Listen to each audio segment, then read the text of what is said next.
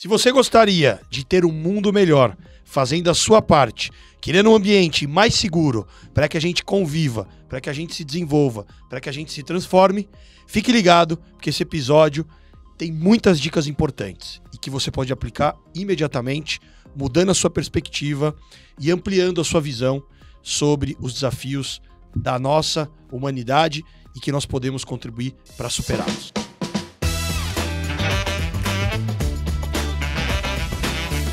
Fala, TD! Seja muito bem-vindo, seja muito bem-vinda a mais um episódio.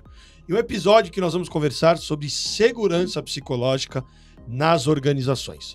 Se você ainda não se inscreveu no nosso canal, se inscreva, porque o conteúdo de hoje está muito interessante e eu espero que você saia daqui provocado para conseguir ter um ambiente mais inclusivo, tornar o seu ambiente profissional mais seguro e aprender com quem está desenvolvendo um trabalho incrível, com jovens, com processos seletivos, processos de atração, retenção, desenvolvimento de talentos.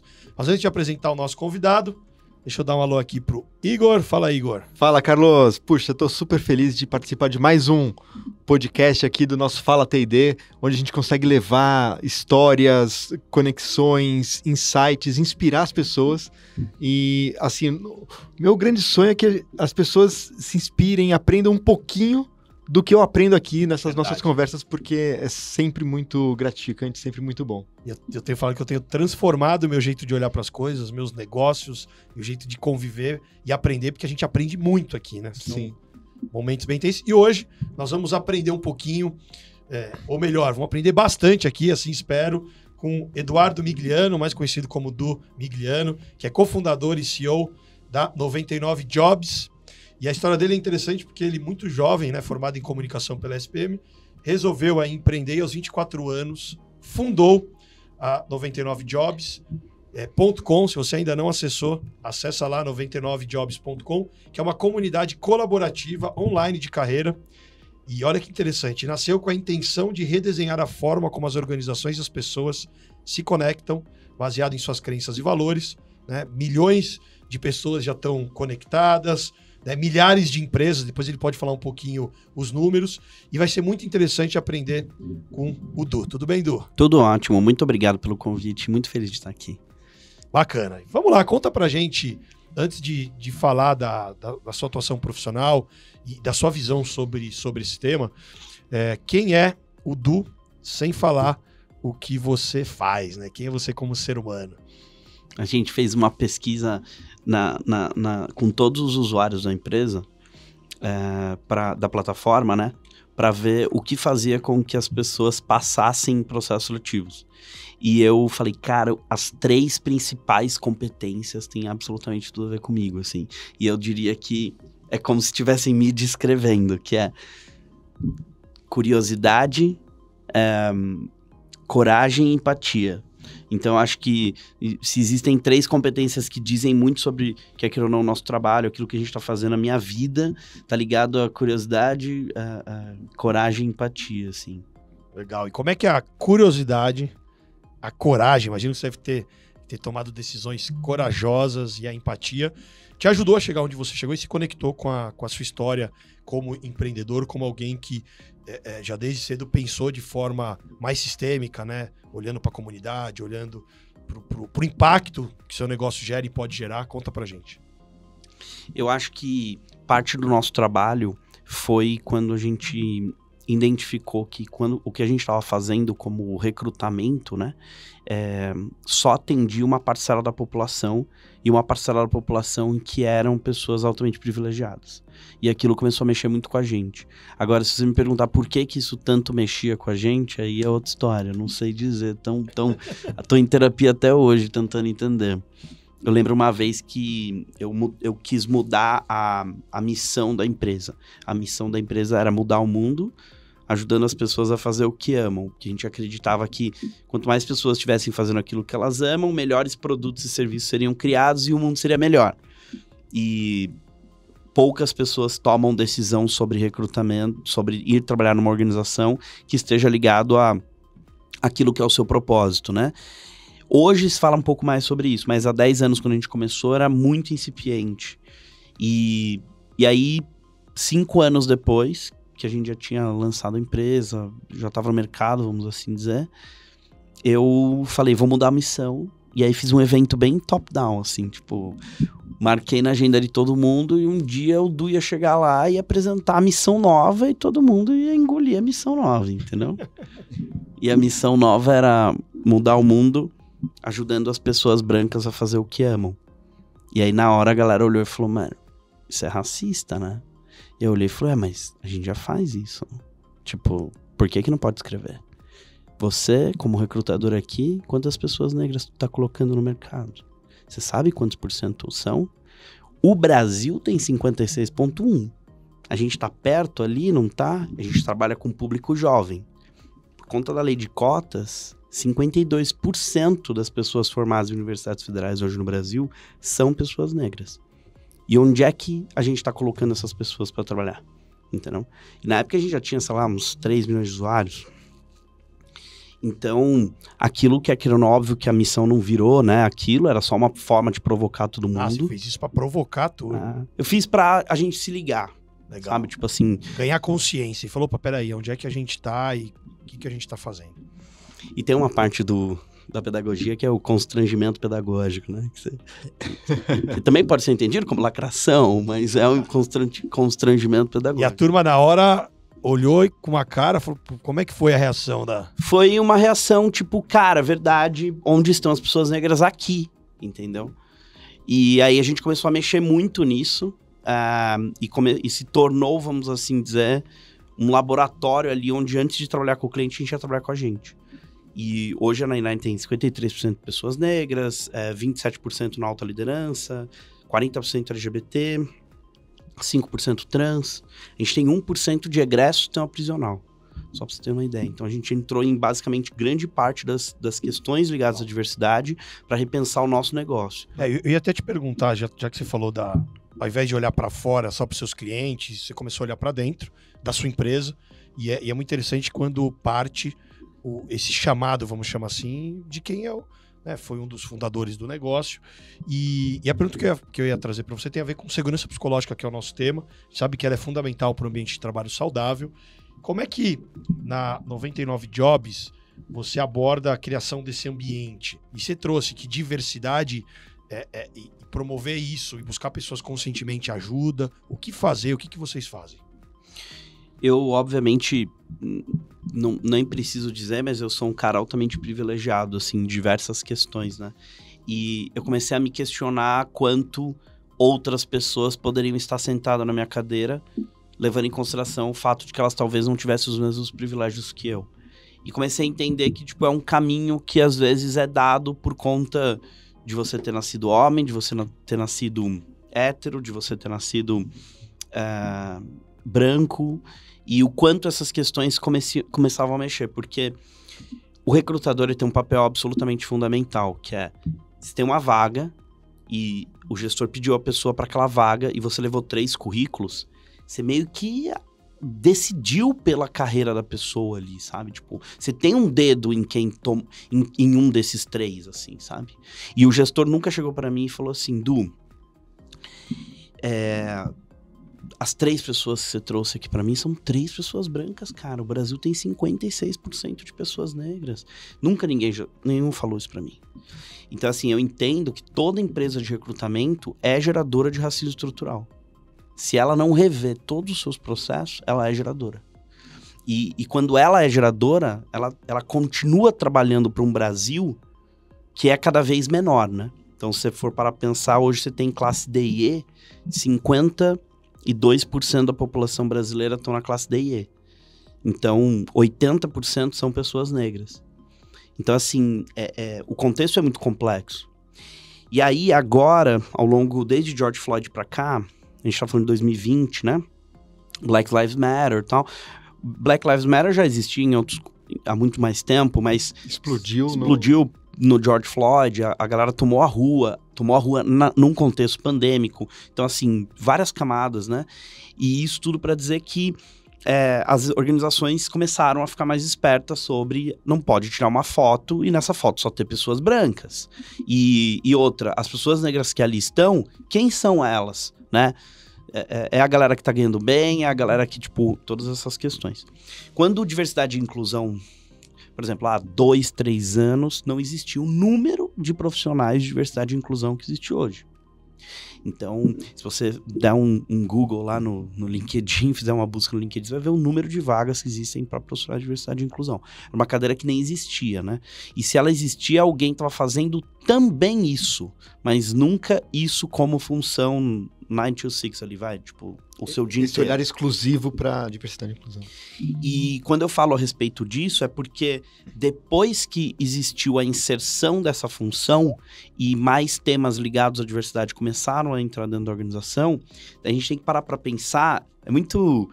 Eu hoje olho e falo a respeito disso, mas eu fico pensando, cara, quando eu era moleque, assim, entrei na empresa, pra mim era, tipo, tudo maravilhoso, né? Tipo, e hoje eu olho e falo, cara, não, esse espaço tava muito ruim. E o que era um espaço muito ruim? Era um espaço onde, por exemplo, eu fiz uma faculdade inteira que não tinha uma pessoa negra. Inteira.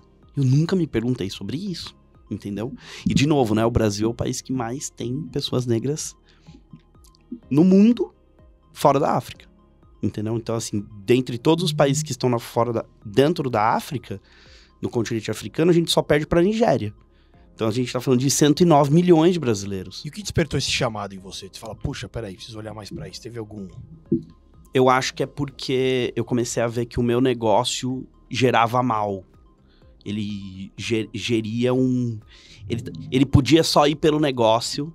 E beleza, vamos conforme a vida. Só que eu não ia fazer nenhuma transformação, sabe? Eu ia ser só mais um. E isso, pra mim, sempre foi uma parada que mexeu muito comigo, assim.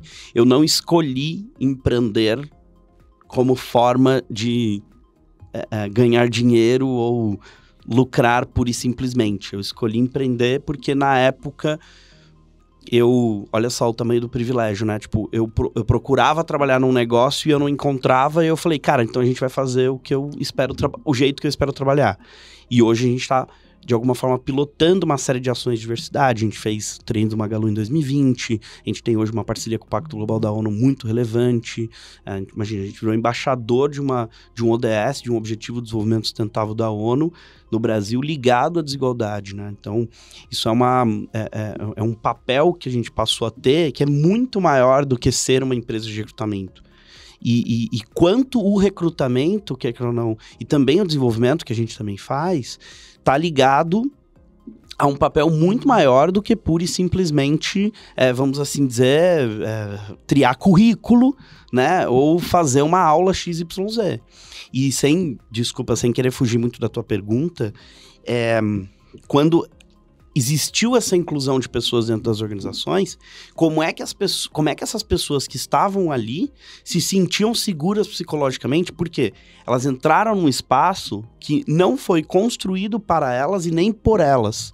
Nunca chamaram elas para construir esse espaço. Elas estavam deslocadas do ambiente, né? Elas compunham outros espaços na sociedade, mas nunca dentro das organizações na liderança. Ou seja, o dinheiro, o poder sendo movimentado, o dinheiro sendo movimentado, não passava pelo trabalho delas. E aí, de repente, elas foram convidadas para essa reunião. Tem um exercício que eu faço, muito bobo, que é...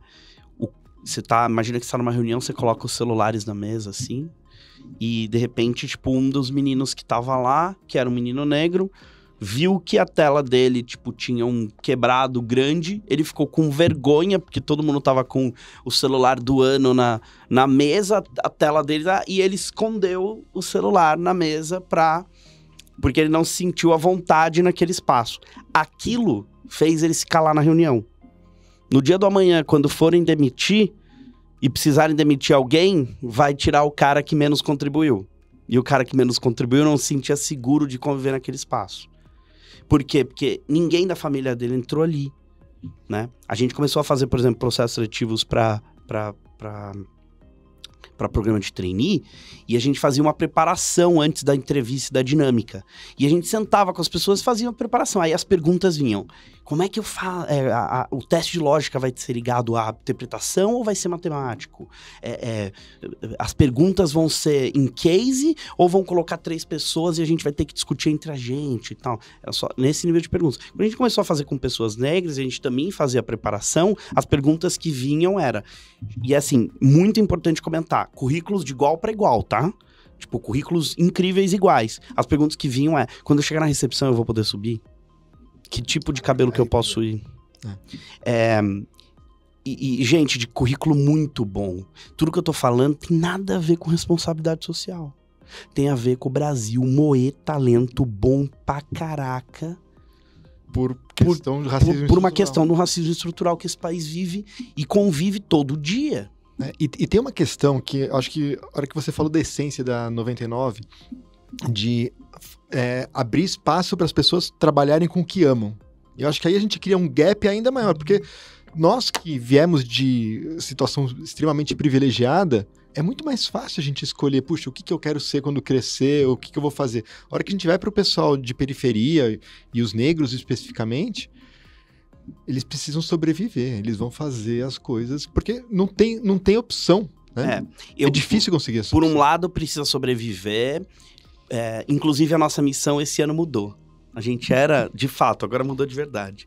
A gente, de fato, trabalhava... A gente falava muito sobre o movimento de fazer o que ama. Uhum. E aí, de repente, o nosso movimento se tornou deixar com que o faça o que você ama seja um privilégio. Então, essa é a nossa missão hoje. A gente não quer mais com que faça o que você ama seja um privilégio.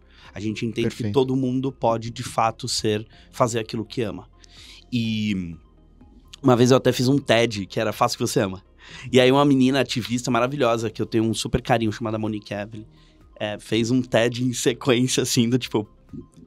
diga não, faça o que você ama e coisa do tipo. E não era uma competição, eu pelo menos não via assim...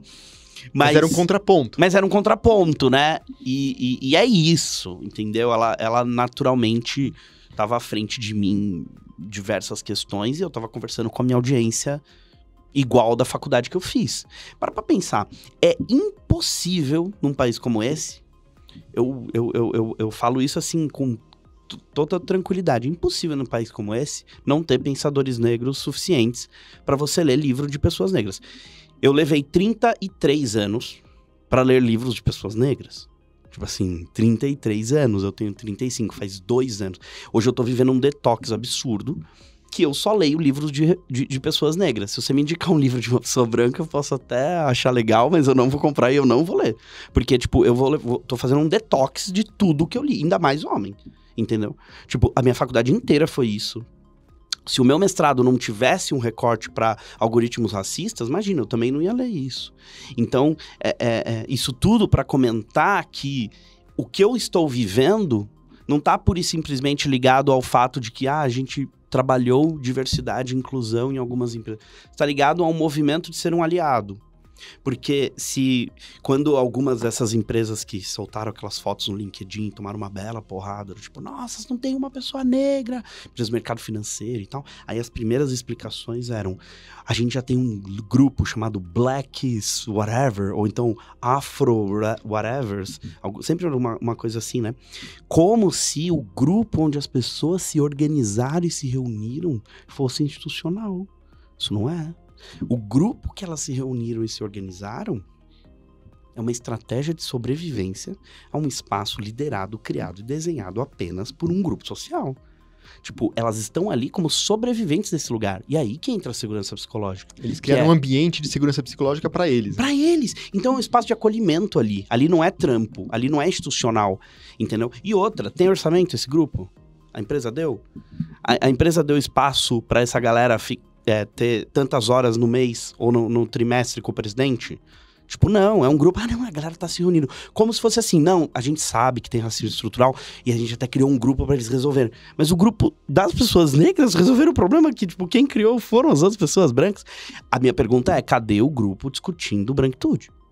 Então, assim, se a tua empresa realmente tá fazendo alguma coisa, e de novo, né, o poder do aliado. O Du tá falando isso porque a esposa dele é negra, não é? O Du tá falando isso porque ele adotou uma criança... Não adotei. O meu cachorro tem olho claro. Então, assim, tipo, eu realmente não Não contribui, isso não está dentro da minha vida no dia a dia. Tô fazendo isso porque é meu papel básico de obrigação, na minha opinião, como aliado. Né? Se eu sei que eu tenho espaço de fala que me dão, se eu sei que por pouca coisa me dão espaço de fala, então eu preciso usar esse espaço para a gente falar a respeito dos temas que de fato vão fazer a transformação na sociedade. A gente está falando de um Brasil que cresceu nos últimos 10 anos 0,69%, PIB média. PIB média mundo, 2,69%. Então assim, a gente está bem atrasado. A gente está puxando a barra para baixo. O agro não vai salvar a gente. Então, e a gente só tá crescendo 0,69 porque a gente não incluiu metade da galera no rolê. É como se a gente estivesse remando aqui num barco, você tem um remo, eu tenho um remo, eu tenho um remo, mas a gente tá remando um barco que metade da galera do barco não tem remo. Então, assim, não só vai ficar mais pesado pra gente, mas não é esse o motivo pelo qual você deveria ser aliado, como também esse espaço passa a ser um espaço de tanta desigualdade que fica difícil de avançar com o barco. Não dá para ir bem num Brasil que vai mal. E hoje o Brasil vai mal. A segurança psicológica, ela entra no espaço onde pessoas negras conseguem entrar dentro do seu espaço de trabalho. Mulheres, outro grupo minorizado, conseguem entrar dentro do espaço de trabalho. Pessoas da comunidade LGBT conseguem entrar dentro do seu espaço de trabalho, ter voz. Não só ter voz, porque elas têm voz, mas você tem que dar a voz. Ter voz, poder errar, poder dar ideia, poder sugerir coisa, poder criar produto, poder criar serviço. E aí, se essas pessoas sentem segurança psicológicas para isso tudo, aí você está construindo negócios que de fato vão fazer a transformação no mundo. Eu estava alguns meses no escritório, a gente saiu para almoçar, uma galera bem diversa do time, e uma menina começou a contar no almoço, abertamente assim, como tinha sido quarta-feira no terreiro dela. Ou seja, ela se sentiu segura psicologicamente para falar a respeito de uma religião que todo dia alguém está colocando fogo em algum terreiro no Brasil. E ela se sentiu tranquila, ela entendeu que aquilo não tinha a ver com o fato dela, que ela podia ser demitida, de que alguém ia olhar feio, de que... Esse é um outro detalhe, né? Porque, tipo, você é do terreiro? E como é que é lá? Porque a responsabilidade de você ser de uma matriz africana e passar conteúdo é totalmente de quem é da matriz e não necessariamente de você que tá tranquilão de só ter aprendido sobre catolicismo ou um pouco do cristianismo no Brasil. Não, cara, é da tua responsabilidade também conhecer outras... E aí a pessoa não virar wiki alguma coisa, né? Como tem o wiki preto, tem o wiki ubanda, o wiki afro, né? Cada um tem o seu wiki, por quê? Porque a história é única, né? E ainda essa pessoa, claro que temos diversidade, olha o... E aí sempre apontam para um, né? Essa pessoa, obviamente, ela não tem segurança psicológica para trampar. Ela não tem segurança psicológica para construir. E essas questões, elas não estão no... uma fala até um pouco polêmica aqui, né? Não estão no treinamento e desenvolvimento do dia a dia. Não tem nada a ver. Sabe onde é que pega isso aí? Não tá no ESG não tá no ESG. Sigla bonitinha lá. Onde é que pega isso daí? Pô, vamos almoçar? Vamos almoçar. Dependendo do lugar onde você leva, a pessoa não tá no mesmo nível, entendeu? E aí, o que tu faz? Sabe por quê? Porque, eu tenho um menino que trabalha comigo, que é um menino negro, e um menino branco, um ganha R$3.500, o outro ganha R$3.500, um é analista júnior, o outro é analista júnior. Até aí, tudo igual, beleza? O menino negro, a mãe dele, a tia dele, sabe que dia caiu o VR. O branco nem sabe, o pai nem sabe quanto ganha. O dinheiro de uma pessoa negra no Brasil não é dele, é de mais 5 pessoas. Os Estados Unidos tem isso muito claro, chama Black Tax, é a taxa por ser preto. E na Índia dizem que é 11 pessoas, 1 para 11. Uau. Uma pessoa ganha salário para 11 pessoas, que são países que têm desigualdade muito, muito severa, e aí é sempre um trabalhando para pagar a conta de várias pessoas. Então o dinheiro nunca é da pessoa, é um dinheiro do coletivo. O dinheiro da pessoa negra, ele é do coletivo.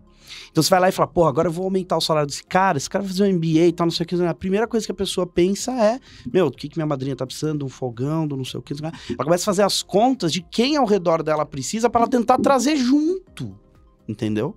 E isso é uma visão que, tipo, quer queira ou não, altamente privilegiados, as pessoas brancas, sempre pensando muito no indivíduo, sempre pensando muito individualmente, trabalham menos a questão do coletivo, e a gente vai crescendo desse jeito porco que cresce. Um país cheio de talento, com um monte de coisa bacana para fazer, e crescendo esses passinhos de formiguinha, sem de fato fazer crescimento coletivo trazer todo mundo hardcore.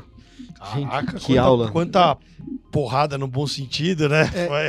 Toca aí. E a gente vai refletir. Provocando pensando, muito a gente aqui. Muito legal. Uma vez eu Não é assim normalmente aqui? É muito provocativo. Bom. E Então você sabe que te escutar, né? Você foi destacado aí como um jovem empreendedor que tá reinventando o capitalismo com propósito nos negócios, com o seu jeito de olhar, né? Isso aí é gente que quer trabalhar minha autoestima. Aí é melhor que meus psicólogos. Aí eles inventam esse Aí o pessoal coloca lá, né, na época e tal, mas te escutar e perceber que você tomou a decisão de evoluir com esse olhar e poder compartilhar, por isso que eu falei que é muito provocativo e eu, como, né, um homem branco, que fui privilegiado em uma série de coisas, me sinto muito provocado para olhar para um lugar que às vezes a gente não dá muito espaço. Então, parabéns aí pelo trabalho. E só fazendo um comentário... Eu falei, temos muito a evoluir nisso, né? Só fazendo um comentário do que você falou, do quanto se sente provocado, você não tem noção do quão mais legal é ir dormir todo dia pensando que tu tá fazendo esse pouquinho. Tu não tem noção, faz uma diferença absurda. Você reinverte a lógica do porquê que você tá fazendo o que você tá fazendo. Porque, já que o tema do episódio tá ligado à segurança psicológica, a maioria dos motivos pelo qual a gente tá fazendo as coisas são medo. Então, a gente faz algo com medo de perder, com medo de não ter, com medo de não ser. E todos esses medos vão nos trazendo o quê? Insegurança psicológica. Agora, num Brasil, num mundo hoje tão conectado, que fica o dia inteiro dando medo pra gente, né? A grama do vizinho é bem mais verde que a nossa, né? Então, assim, você não tem mais um paralelo de olhar na janela e ver a grama do vizinho. Você a qualquer segundo consegue ver, e a gente tá vendo de 5 a 6 horas por dia grama de vizinho. A nossa cabeça tá estragada, mano. E, tipo, a gente tá estragada pelos motivos totalmente que não fazem sentido, né? Tipo, o Mark Zuckerberg, quando criou os algoritmos os algoritmos sociais, ele falava... para as pessoas é mais importante o esquilo que morre no teu vizinho do que crianças morrendo na África com fome. E quando a gente entra muito nesse olhar muito individual, a gente se afunda dentro de um contexto achando que os maiores problemas de fato estão dentro dali da nossa vida, que não é relevante, sabe? Que é tão pequeno perto de tantos problemas e desafios complexos. Você ia falar, desculpa, eu fui comentar ele e cortei você. Não, mas o olhar... Tem um amigo que é dar perspectiva para as pessoas, é apoiar esse caminho de abrir espaço para as pessoas terem perspectivas também diferentes, né? Então tem um amigo que trabalha com jovens em situação de extrema vulnerabilidade, que o sonho de um deles era trabalhar como caixa no Carrefour. Gente, nada contra ser caixa no Carrefour, mas esse deve ser o meio para a maior parte das pessoas, mas talvez não o fim. Então abrir perspectivas e espaços para que eles possam, para que todos possam chegar e alcançar o emprego ou o sonho deles, a trajetória que eles queiram em termos de carreira, né? Poder sonhar isso, acho que é fundamental. E isso também é segurança psicológica. Esses dias a gente estava trabalhando com um projeto lá e a gente foi fazer uma entrada dentro de uma dessas empresas, não vou ficar falando, big techs gigantes que todo mundo sabe e tal, não sei o quê. E aí os meninos, caraca, olha onde nós tá. Eu falei, segura aí, vambora. Ninguém vai contratar fã. Você não contrata fã. Se você é o artista, tu não contrata o fã, entendeu? Porque o fã é fã seu, ele não quer construir contigo, ele só quer te aplaudir, entendeu? E ali, esse contexto de tipo, não sei o quê, você é natural, né? Agora, é aquilo. A minha fala do tipo, segura, porque ninguém vai contratar fã, tá ligado ao entendimento de que, e é violento, que é o cara não poder vibrar onde ele sentou, onde ele pisou, onde ele... Muito complexo, porque aquilo aparentemente era distante para um cara. E hoje a gente tá fazendo um programa de como chegar nessa galera. Eu falei isso há um ano para trás, e hoje essa empresa chamou a gente para falar como chegar nessas pessoas e trazê-las para dentro de casa. Isso é maravilhoso, porque a gente de fato tá encontrando narrativas para que elas sintam-se parte dali com segurança psicológica. Ou seja, eu ia falar um palavrão gigante aqui. Não interessa qual é se o seu celular quebrou, tamo junto, é nóis. Porque sabe o que corta depois? Corta quando o cara vai pro café e aí vem o cara, é ligeiro restreto. Gay, eu não sei o que é o coado, velho. Entendeu? E aí ele fala, eu vou pedir coado agora. Ele chuta um. Só que isso não é só no horário do café. É tudo. O tempo todo. Tem noção dos tanto ristreto e ligeiro que tem, que corta uma pessoa de não acessar o espaço que você tá? E você sabe uma coisa que é muito louca da minha parte? Eu olhava essas coisas e anotava, do tipo assim, eles perguntam isso. Eles perguntam isso. Cara, na 10ª, eu tava falando ristreto e ligeiro também, entendeu? E tipo, você vai no flow. Só que eu tava assim, porque eu fui criado desde moleque, entendeu? Meu pai tava numa ligação, quando eu tinha 2 anos, eu tava aprendendo a fazer reunião. Agora você pega 52% da população negra nas universidades federais brasileiras hoje, por conta da lei de cotas, que foi, não sei quando vai sair esse episódio, mas semana passada foi renovada de uma forma vitalícia, maravilhoso. É o único projeto de equidade que esse país tem, único que deu certo, único. 52%. Hoje, currículos, gente, de igual para igual, maravilhoso. A gente não tá falando nada aqui que é responsabilidade social. Nada. A gente tá falando de talento. De competência. De gente boa pra caramba. Só que, para estar naquele quadrado, as pessoas criaram linguagens e falas para excluir. E aí essas pessoas se veem dentro de um espaço que aquilo não é para elas. Porque foi dito dessa forma. Eu falo que o americano, ele é genial, não porque ele tem o dinheiro, mas porque ele tem a narrativa. O americano é dono da narrativa. E quando você é o dono da narrativa, você faz o que quiser. Você manda no rolê inteiro. Nós estávamos almoçando hoje e a gente estava falando exatamente sobre a questão de currículos.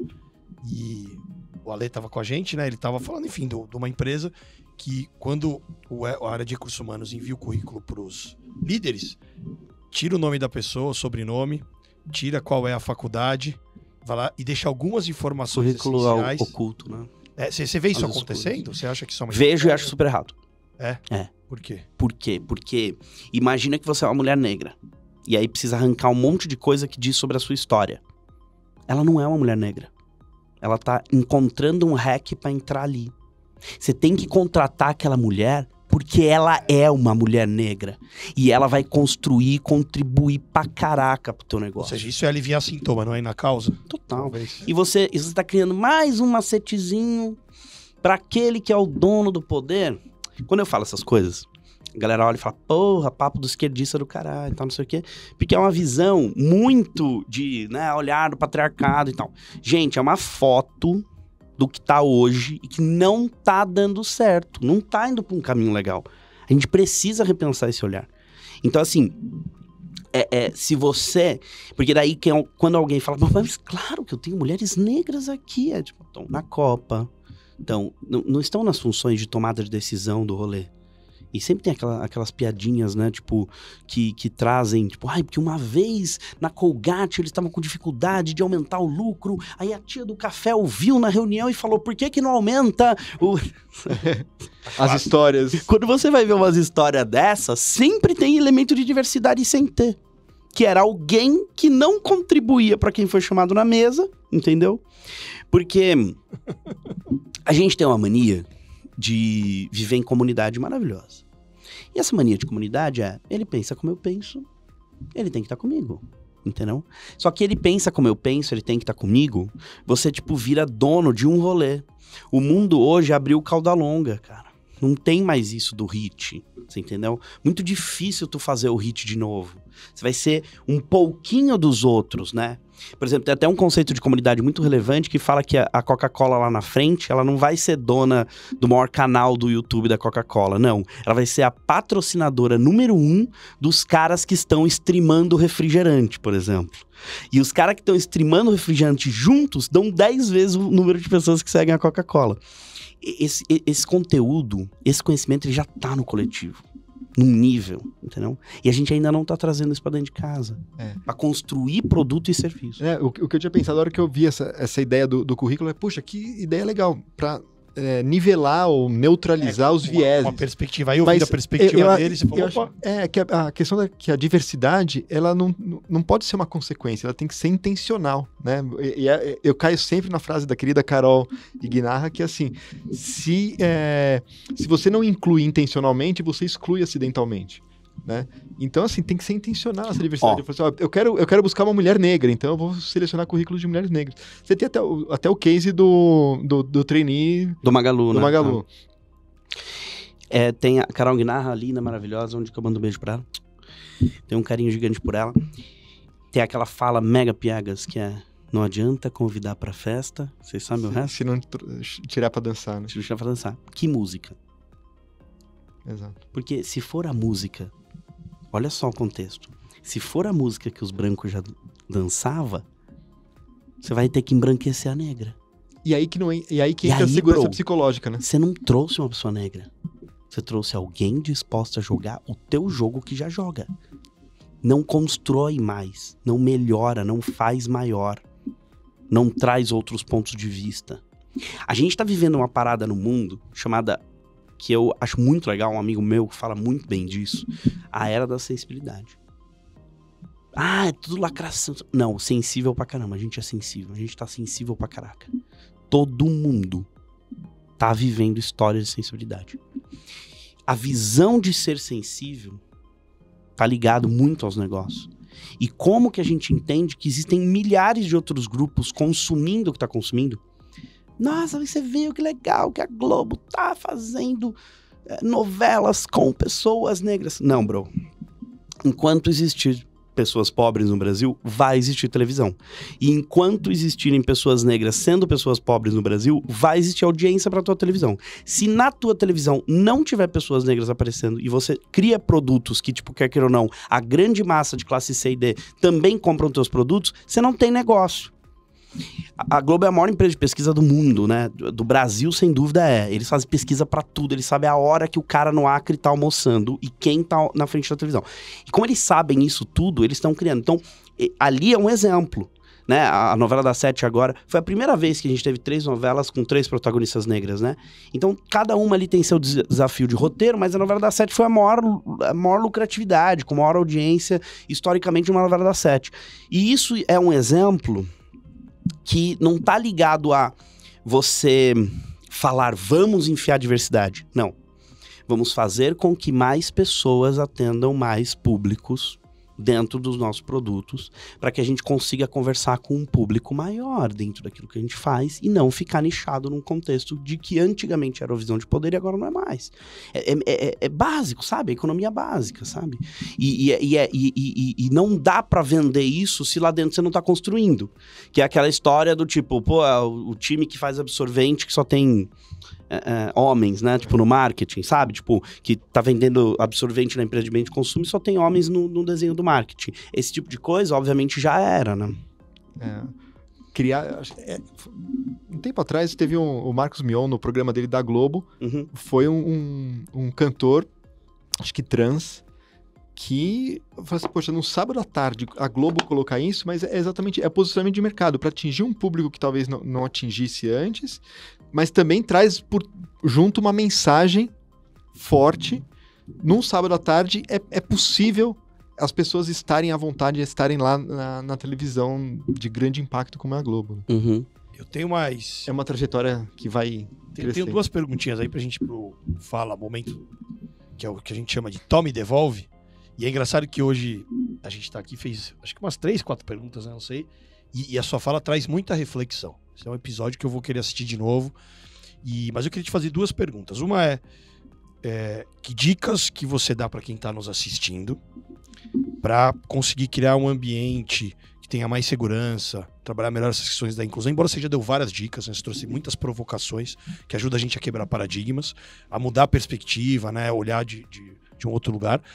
E se a gente tivesse com o Du, aqui mais jovem, antes de entrar na faculdade, né? Aquele jovem, e se tivesse aqui com ele, né? Junto você tem filhos, né? 2 gêmeos. 2 gêmeos. Babies maravilhosos. E eles um pouco mais velhos, e se você estivesse dando dicas pra eles aqui, fala assim, que dica você daria? Tá, vou começar. Começa com a primeira ou na segunda? Pode ser a que você quiser. Vou começar com a segunda, que é mais fácil. Cara, vai ser feliz, mas, mano, aprendendo pra caramba. Os meus bebês, eu morava num apartamento pequenininho, aí eu tirei meu escritório pra dar espaço pros meus bebês terem um quartinho, né? E aí eu tive que empacotar meus livros e uma dor de cadê meus livros. Aí eu achei um espaço assim pra fazer umas prateleiras na porta de casa ali, perto do corredor. Eu falei, cara, eu vou pôr meus livros aqui. Aí fui desempacotando. Aí eu olhei esse livro e falei assim, what the fuck, por que eu comprei essa porcaria? Vou doar.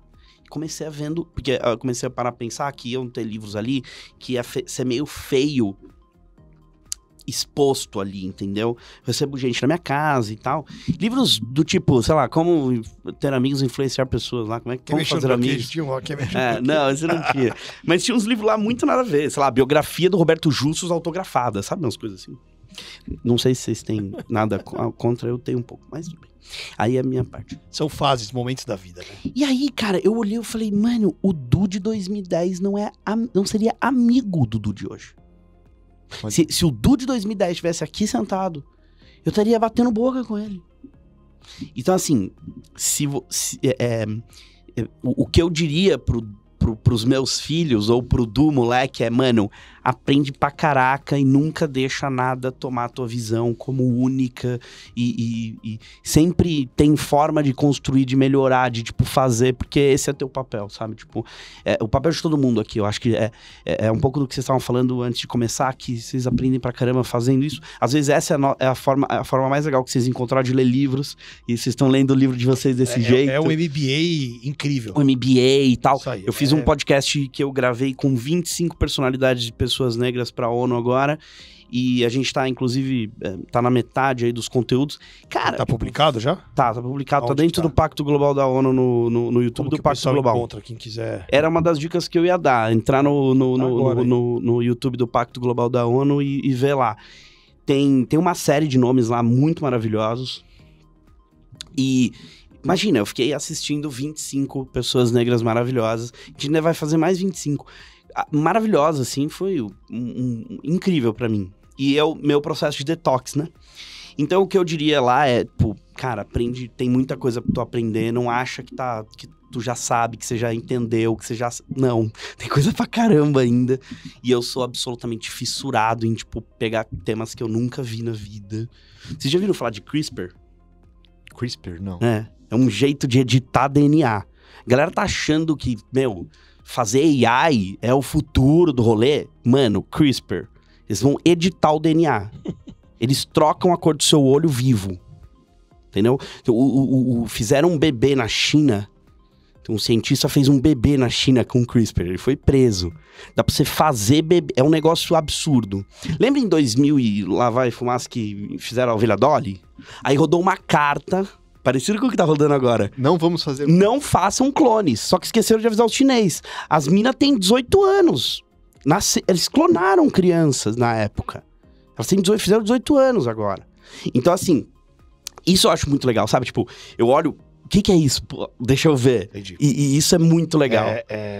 Não achar que a sua verdade é única, né? Nossa visão é muito limitada perto de todas as perspectivas que a gente tem. E pode mudar, né? E você tem uma consciência hoje que, de repente, vai mudar e aceitar isso. Há 10 anos eu era contra as cotas. Olha as ideias de idiota.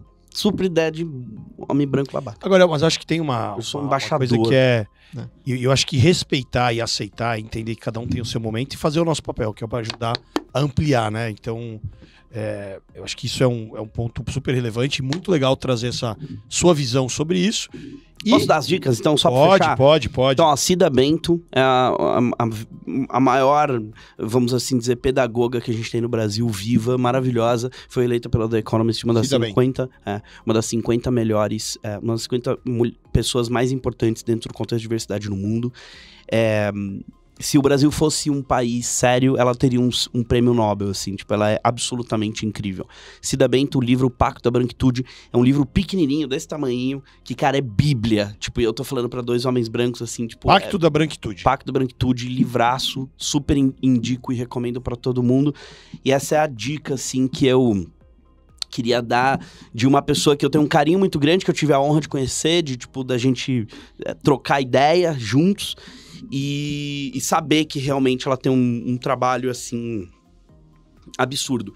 E é uma tristeza, assim, né? Tipo, por um outro lado, eu cheguei pra ela, fiz uma pergunta pra ela num projeto que a gente se encontra, assim, e eu falei pra ela, Cida, se você... Ela tinha acabado de vir do Roda Viva e tal.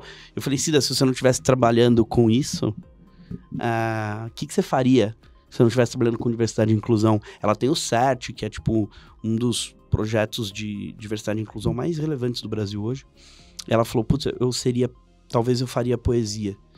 E eu tenho absolutamente certeza que esse país perdeu uma das melhores poetas do Brasil, porque ela tá tomando a vida dela inteira discutindo um tema que a gente tá há 523 anos aqui. Então, assim, tem dor nesse rolê, sabe? Tipo, e é uma dor de, tipo, a gente tá perdendo uns talentos porque estão discutindo o tema que não era pra estar discutindo.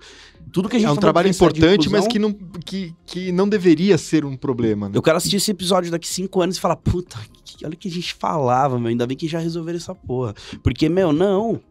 Verdade. E como é que as pessoas te encontram, que ainda não tá conectado com você? Super fácil, o Instagram é do Migliano. Do Migliano. LinkedIn também? Também, Eduardo Migliano. Só procurar. Legal. Lá é mais formal, né?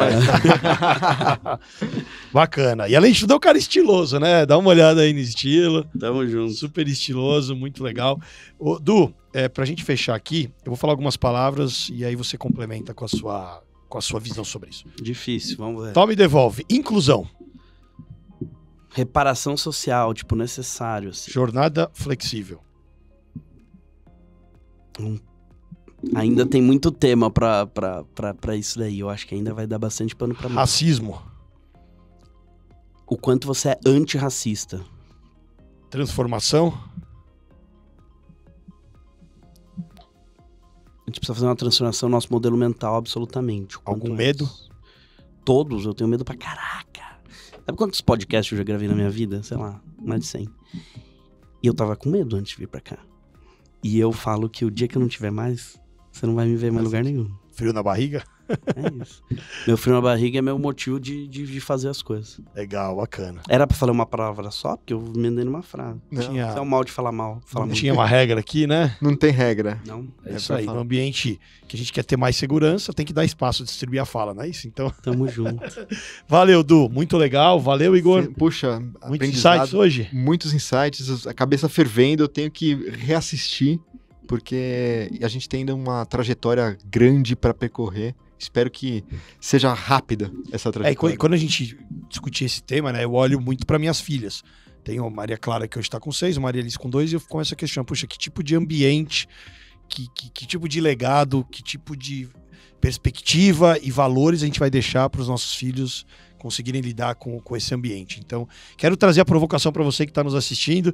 O que você pode fazer para tornar o seu ambiente onde você convive, um ambiente que tem mais diversidade, mais respeito, mais inclusivo, e que você possa ter tido muitos insights, assim como nós tivemos. E se você ainda não se inscreveu no canal, se inscreva, porque semanalmente sai um episódio incrível e cada episódio tem sido um melhor que o outro. Porque afinal de contas, é hoje que a gente pode ser melhor, é hoje que nós podemos aprender.